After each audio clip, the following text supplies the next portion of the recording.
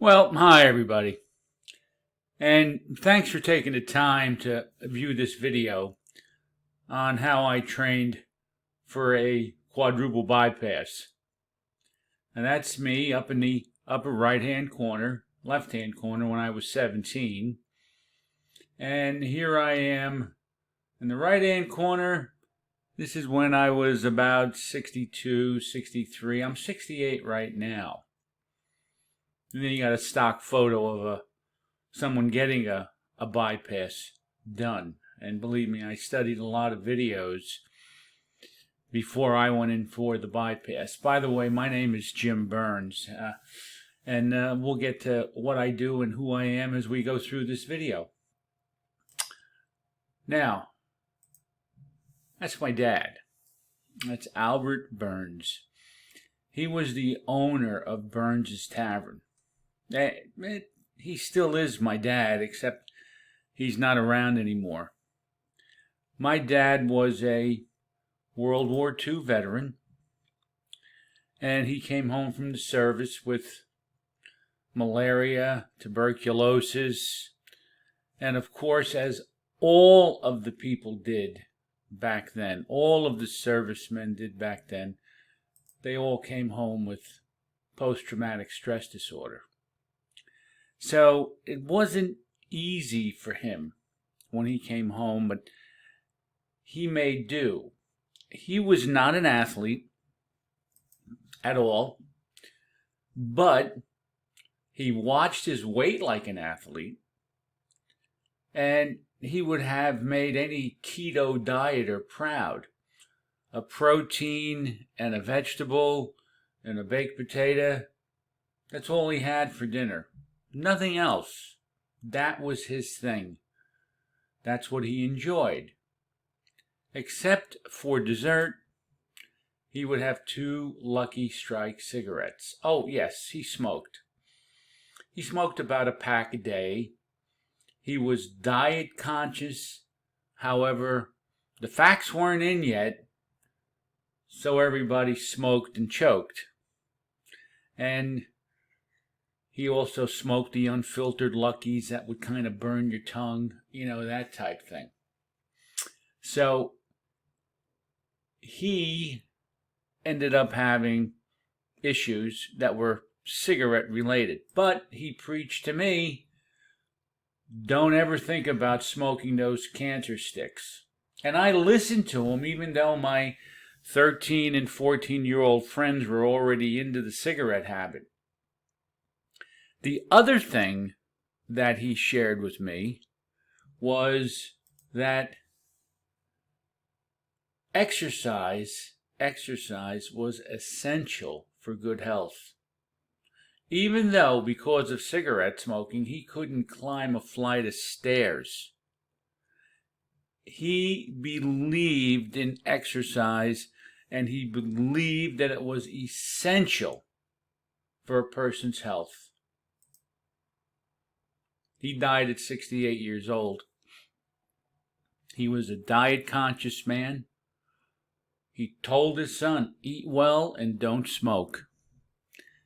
He was not an athlete, but believed exercise was essential for good health. He died of a stroke, and the service and stress and cigarettes, they just took him far too early. But in reality, he saved my life. Do as I say, not as I do. Hold that thought just for a second. And realize that 40 years goes by pretty quick. I remember talking to him, 50 years goes by pretty quick. Talking to him when I was 18 years old. Talking to him when I was 12 years old. About diet and not smoking, exercise and not smoking.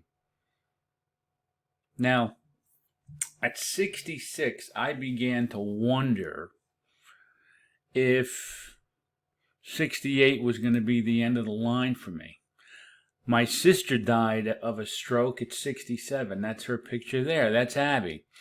It was my oldest sister. and she died at 67 years old. And I was worried, so I spoke with my cardiologist. And he said, let's start with a coronary artery calcium scan. That's Dr. Osofsky. He's been my cardiologist for the last 20 years.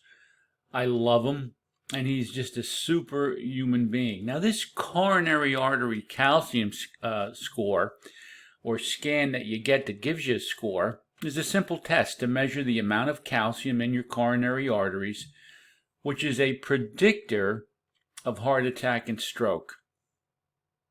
Now, a high score is 400. That means your life is going to be shortened. My score was 4,000, which was very alarming. So what happened was he ordered a catheterization of my coronary arteries, and they discovered that much of the calcium was in the branch arteries of my heart, which was a good sign. And I was told by Dr. Sable, that's him down in the lower left-hand corner, he performed the catheterization, that I had to be brutally honest with him regarding any chest pain that I might experience. And I was put on a statin medication, and that was February of 2022. I told my wife, Pat, and there she is in the picture with me. This was, I don't know if we were at church or that was our wedding day. I think we were at church. That was Easter Sunday, one year. That was back a few years ago. That I was not going to get away with this. Now, I was always an athlete. Walking, weightlifting, jumping rope, stretching were all part of my day. And I was always looking for ways to get a few extra steps in or do a few push-ups. But knowing what I now knew, meaning a calcium score of 4,000, I embarked on a high-intensity program that included weighted jump ropes, deadlifts, weighted squats, rowing motion, and walking 5 miles a day. This is what I embarked on. In July of 2022, I was working in the yard and I experienced for the first time something that was called stable angina, which is basically pain in your sternum on exertion. I kind of felt like I just ran the 100-yard dash in 10-degree weather. Now, I stayed with the exercise. The pain stopped after I stopped exerting myself. I had stable angina. It was part of the exercise program. It just was always going to happen. As I exercised, I got a pain in the chest which stopped, meaning it was stable. I visited Dr. Osofsky in January of 2023 and explained to him my symptoms, and this was January 11th, and he immediately scheduled another catheterization for January 18th, and unfortunately I couldn't wait that long. On January 15th, I went out for my walk, and after about 1 mile, my stable angina began, which I was used to. The problem was it didn't stop after I was through exercising and got significantly worse. I texted my cardiologist, Dr. Osofsky. He's been my doctor for 20 years, and he really had no problem giving me his phone number, and he told me to go to the emergency room. And I made the risky decision to wait until the morning. At 4 o'clock, I woke up and I told Pat, my wife, that I'm going to the ER. And that was January 16th. And I was scheduled to be catheterized on January 18th. I was admitted to the hospital on the 16th and waited for the procedure. On January 18th, I met with Dr. Sabolt, who you saw, who did the first catheterization. He catheterized me the second time, and we were both figuring on a stent or two. Not so. He came out of the cath lab and informed me that I was 99% blocked in the main artery of the heart, along with 80 to 90% blockages in 3 other arteries of my heart. The only solution was coronary artery bypass surgery. In reality, he was more disappointed than I was, and I was sent back to my room, and the process began. Now, I had plenty of time to think about my family history and how 20 years ago, when I was going through a divorce, smoked 5 packs of cigarettes a day. Then that was only for a short period of time, but it was enough to cause such arterial inflammation that the only thing my body could do was draw calcium to the site, which acted like spackle to protect the artery from rupturing. I also watched video after video to help me understand what to expect throughout the process. And I did a lot of imaging in my head and meditation and other things to prepare my body for what was going to go on. So on January 23rd, I went into surgery around 3:30 p.m. And what happened was I went into surgery around 3:30 p.m. and I thought to myself, I know I'm not going to wake up until January 24th. And when the nurses asked me when I was just coming out of anesthesia what day it was, and I told them January 24th, they were shocked because I actually knew what day it was.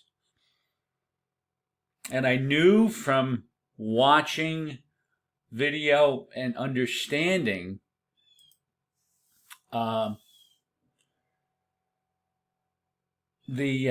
process that I was going to have to cough up the tubes that were in my throat, and it was really going to hurt my chest. One hard cough and they were out. I got up out of bed with no problem.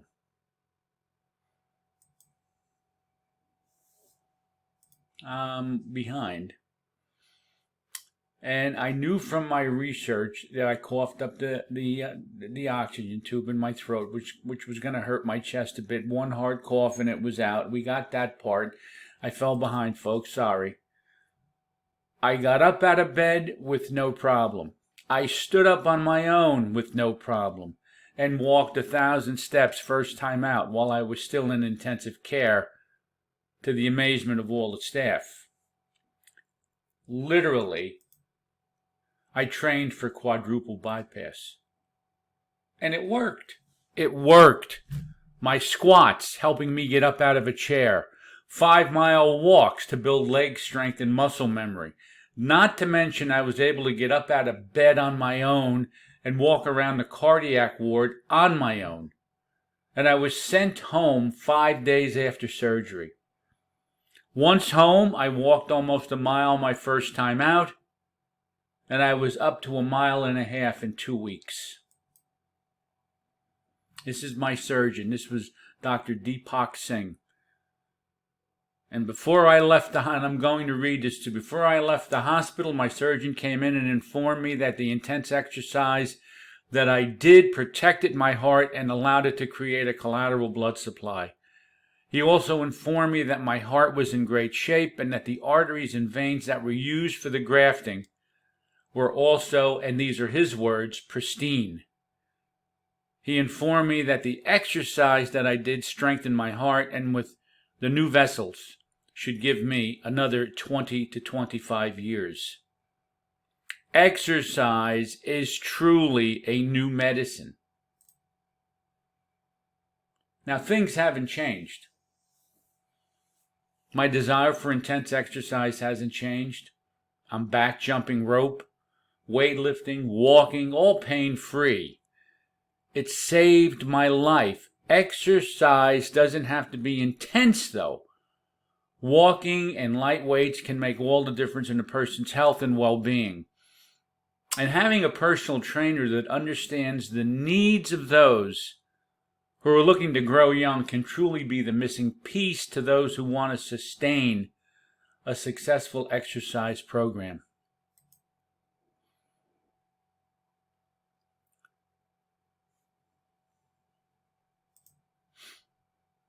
And we all know who I am. And at 68 years old, I made the choice to become a NASM certified personal trainer. NASM is the National Academy of Sports Medicine. And my goal as a certified personal trainer is to help those who are a bit older, my age, and who want to grow a bit younger through exercise. I enjoy working with groups and individuals alike, and I provide 3 very important components that I believe are the backbone for those who are our age. Number 1, companion support. Now, companion support is one of those things that most people don't consider. And you'll have to excuse me as I go through a note or two. Companion support is very simple, though. It's having someone available to motivate you and to give you a little nudge when the desire for exercise just isn't there. It's really important. It helps keep you from falling off the wagon of exercise and helps you meet your goals. I initially provide that companionship, and I'll exercise with you and help you get the hang of it. Get on schedule and then help you discover others who are like-minded, who will help you continue your exercise journey. The next one is instrumental support. Now, how many times have you walked into a gym and not really understood what to do with all the equipment?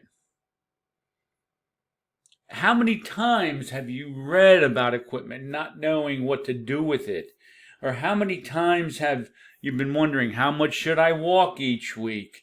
What are the greatest benefits? How can I get the most bang for my buck through exercise and not have to kill myself in the process? I critique reading material for you. I'll help you meet your goals, and I'll also assess equipment and help you understand what's appropriate and what's not appropriate. Things like exercise bands and dumbbells and other novelty items that you see out on the market today. I'll take a look at those for you and let you know what's going to work for you. And then we have social support. Social support is nothing more than developing a camaraderie between you and other people who are like-minded to help you maybe get a little competitive, to put you in an atmosphere of love and caring and empathy, and it can help with the development of new friendships and create some positive habits. Social support, it's important. It's something that everyone should have, and everyone should take the time to try and develop that. And there's one other piece here that a lot of people don't think about, and that's called micro workouts. And micro workouts do nothing more but involve short, sharp bursts of resistance training or exercise for just 10 minutes in length, multiple times throughout the day. Well, that's the dictionary definition. But what it is if you're waiting in your car for your spouse, and instead of sitting, take a walk. That's a micro workout. If it takes 3 minutes to brew your coffee, do a set of squats. Or do 10 push-ups off of a counter. And there are many variations, but the bottom line is to always keep moving. There are so many things that can be done. So many things that can be done. That you, in terms of exercise. I mean, you could play pickleball. You could just go out for a walk, maybe use hand weights if you like. Swimming, or maybe just playing with your grandchildren are all pretty important. Now, so it's your health. Don't wait for something to go wrong. Anyone can exercise at any age. So before you start, check with your doctor to make sure that you don't have any silent issues going on within your body. Sometimes these issues will prevent you from exercising and you won't even know what's wrong. Once you get cleared, let me help you find your exercise niche. And I'll provide you with a brief physical assessment and get you on the path to growing young. So, my name's Jim Burns. I'm a certified personal trainer. You have my email address right in front of you. If you're clicking on this as part of a QR code, okay, you already have my business card, and you already have the packet that I put together in this video form for you. And I'll share one last thing. Do as I say, not as I do. My dad was right about everything. Don't smoke, eat well, and get exercise. And I will share this with you. You can't out-train a bad diet. You can't out-train it. You can't exercise and expect to stay thin by doing that solely. Diet is important. Diet and exercise combined will prolong your life. Once again, my name is Jim Burns, and thank you for watching this video. You can scan this code for pricing in terms of my fee in terms of doing the training, but that's on the card as well. Once again, my name's Jim Burns. Thank you for watching. Appreciate it very much.